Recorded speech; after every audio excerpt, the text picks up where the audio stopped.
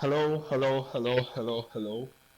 My name is Amin Mohammed, and I welcome you to another episode of It's Your Turn to Speak.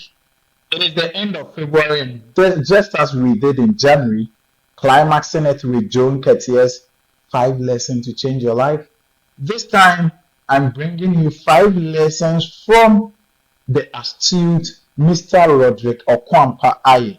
In fact, after recording this video, I told Mr. Roderick that I wish this was a seminar that people could be seated to have the experience of listening to him live, because it was so insightful. And so just as we are about to delve in, let me tell you that this is DTC official, our end of the month lessons from the most experienced ones in our community.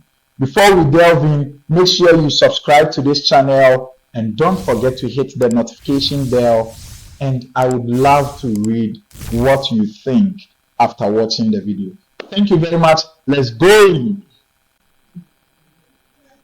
Good morning. It can be a good afternoon and it can also be good evening. But wherever you find yourself watching this video, greetings. I just want to say that life is good, no matter where you find yourself, and no matter what states you are in. Life is the best gift we can have. So today, we're going to look at some of the very vital lessons some of us have gone through and what we can pick from it as lessons to aid our work in life. My name is Roderick Ayeh. I work in the financial sector. I train, I write, and then I also love to support the visions of others. Basically, let me put it that way. And my first important lesson in life is to believe in yourself. It's so important. I mean, I've come to believe that in life we battle against a lot of things. We battle against negativity. We battle against people's view about us. We battle against even terminal reports. But the point is that there is a part of us that when we believe or get connected to, no matter the things around us is going, can actually roll us down. So believe in yourself. It can be that you will have not the best of exams reports, but believe in yourself. I remember when I was growing up, one of the few things that I kept hearing was, Roderick, you like to talk. Roderick, you have commentary about everything. So at actually a point in my life, I think I lost a little bit of that self-awareness or self-belief because of the so many, and unfortunately, some of them came from people like your parents, and so I went to the university having lost quite a lot of this. So, for instance, naturally I would rise up to lead, but because of this negative commentary, you are post-conscious, you are too you like to talk too much. I review, and one of my regrets actually in life is not to participate in student leadership because I felt I could have actually done better, and I didn't because of all this negative. So now I actually wanted to reset myself in line with what people were feeling, but along the line, again, I got back to myself and I noticed that that was me. That was me. And I must say it has gone a long way to really help you. So believe in yourself. I mean, what people labels they give you, give yourself that there's a label. The second thing that I want to share is that, I mean, life is hard work. If anybody, I mean, even if you are born with a golden spoon or whatever, you definitely will need your hand to pick the spoon, fetch the food, and put it in your mouth. So life is hard work, and therefore you must be prepared to work to push yourself beyond your limits. I remember when we came out of school, myself and a friend of mine, um, service, we were done. We had to sit and wait for our somebody to employ us. So we decided, okay, why don't we find ourselves into some businesses or business to do? So we decided to set up to become entrepreneurs right from the university. And the journey was not easy. We started anyway, anyhow. We would roam around their car just trying to distribute some of the products that we were into. Because actually the business was, we said wanted to, the bigger vision was to set up a juicing company. But here we are, we didn't have the resources to do the juicing company. And luckily we found somebody who had imported some goods, fruit juice, Sunny Delight into Ghana. We got into contact with the person who gave us the opportunity, and so we became distributors. And luckily, we could roam the entire place of Accra, trying to sell, a pack of this. It was not easy. I mean, the discouragement from people, the very first thing people will see were some dropouts who were trying to take themselves some. Everybody in Ghana feels that once you get into entrepreneurship, it means that you have not been to school. So we got to the point people will tell you, hey, you speak good English, why don't you go back to school? But the truth was that we had graduated. I had finished BSc Agriculture, and my colleague, Derek Denchi, has also finished BSc Mathematics from KNUST. The long and short of it is that it looks like it was a dirty job for us. I mean, having to drive in scan Accra to sell. It was a dirty job. I mean, for some people who had come out of school thinking of the white collar job and all, it was dirty. And the reaction from people many was dirty, but it was hard work. Maybe I dropped out in my entrepreneurial journey, but it has helped me so much to give support or to even teach or to talk about entrepreneurship from a very practical point of view. My friend Derek, who went off, who stayed to the dream, actually owns a software company now and is doing well, writing or helping the financial sector, especially microfinance and savings and loans. And I can tell you that the hard work got us experience. That little business we decided to do got us the experience that actually is helping us today. And so don't don't write off the work that has an opportunity, not only for money, but also for experience and also for shaping you. Go for it. Don't be looking at the discouragement that is coming from people. Go for it, and then I can bet you that it will go a long way to help you. The very one that I want to talk about is, which I have found very important, is my ability to say no. No is a very important part of a very important part of you that you must actually learn, practice, and master the act of no. No has helped me a lot in my corporate life.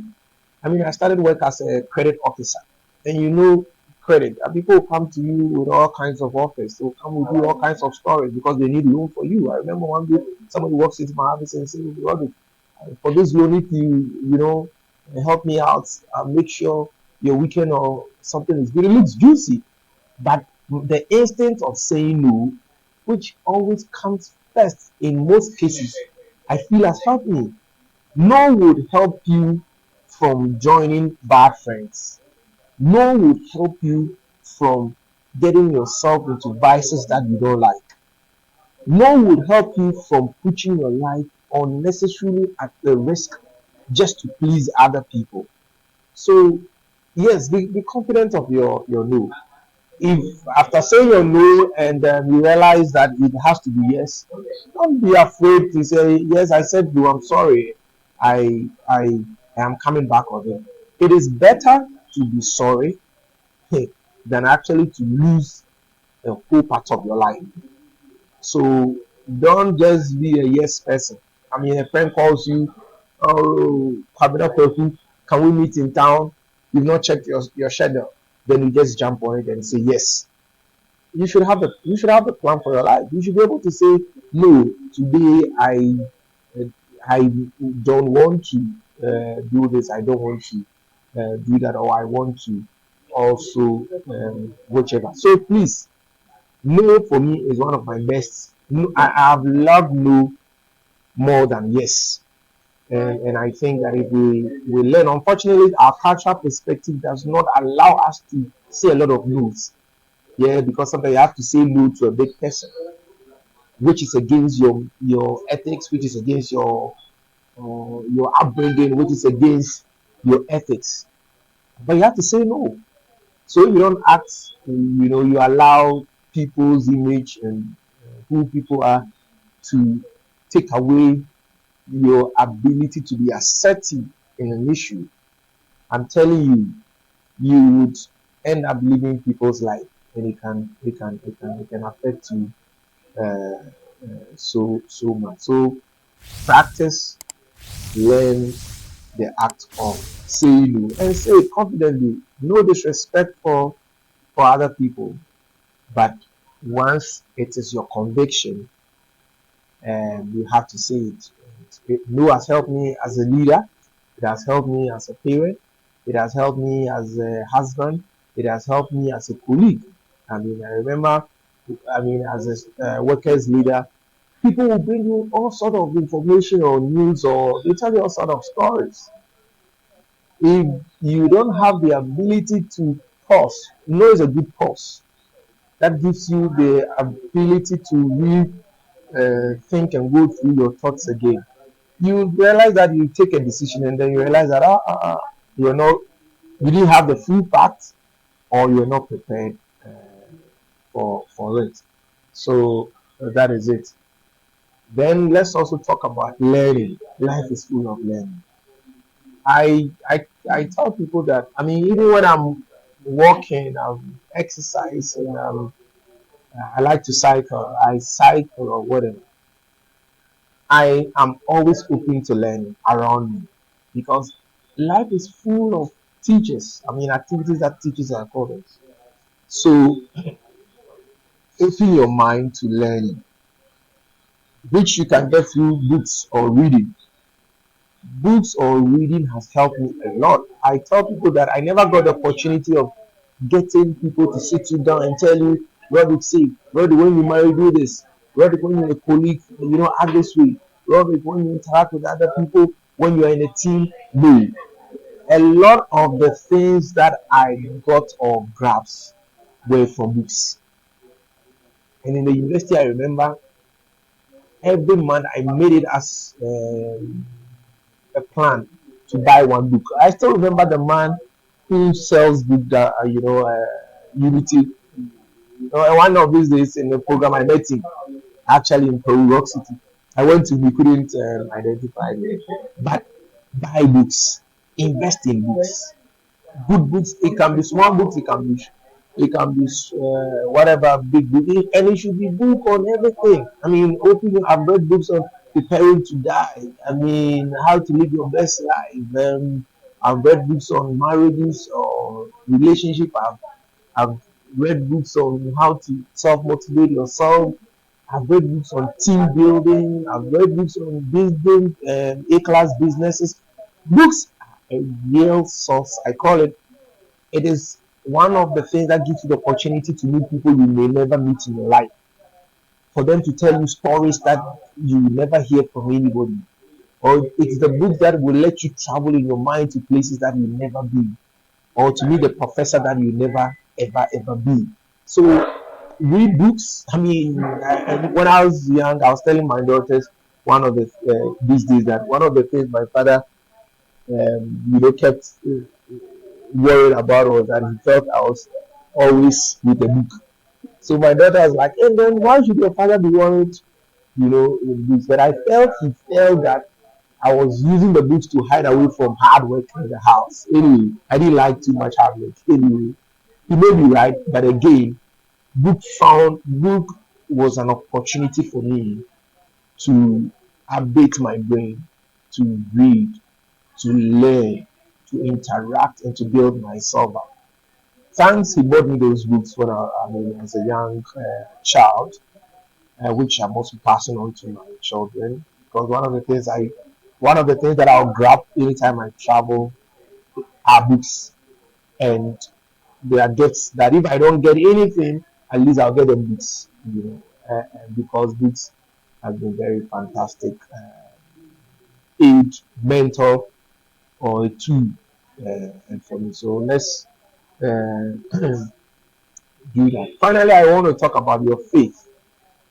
One of the things that I don't argue about in my life is matters of my faith. Uh, it is a very important part of our lives. There, yes, we work hard. Yes, we plan. Yes, we believe. But the truth is that there is certain part of our lives that we don't have control over. So I believe I'm a Christian. If you whatever you believe in, strengthen your belief in it. Let it be like your personal anchor. Let it be your personal password. Because the truth is that at a certain stage in your life, certain situations, the only password that actually can let you go through is your password of faith and what you believe in. And the truth is that while we are working hard, while we are putting our physical forces, we also need the divinity. I mean, the part of our faith that will help us handle the things that we think are impossible to us. And so I think these are little things that I want to share with us. Let your faith anchor you, strengthening it. Find a way of learning. Read, read. Have the ability to say no. It is so important. Believe so much in yourself. No one else will believe in you. And I strongly believe that once you do and you add and you believe that hard work pays, you would continue to put in your best. Not only looking at the results, sometimes results will discourage you. Results can discourage you because sometimes you want to see if it's about body weight, weight lifting, you want to see the muscles in 1 week. It doesn't happen. If it's about building businesses, you want to see the business, growing in 5 days. It doesn't happen, or 5 years. It doesn't happen. If it's about your posting posts or YouTube channel, and you may not see the likes, and so if you only look at the results, you get discouraged. But there's something that must come within you to actually pull and push until you get the right results that you're looking for. I wish all of us the best in life. Life can be more. We can be more. We have to give it more, our best. God bless us all. Thank you. All right. All too soon, you are done with the video. And you know what is my most important lesson? Learning to say no. That is a lesson I'm still learning the hard way. But wait, that is for another day. For now, I want to know what you think of this video. Make sure you subscribe to this channel. My name is Amin Mohammed, your #1 professional MC and public speaker. I'm available for every form of public speaking except funeral. Yes, I don't do funeral arrangements. Yes, but I do wedding, corporate events, and everything. If you need an MC, just hit the number in the description below. Don't forget to subscribe to this channel. And hey, I don't want you to leave here. Just click on the link and watch 5 lessons from John Ketia that will change your life if you are to go by these lessons. Thank you once again for watching. Catch you same time in another episode. Bye bye. I wish you all the best.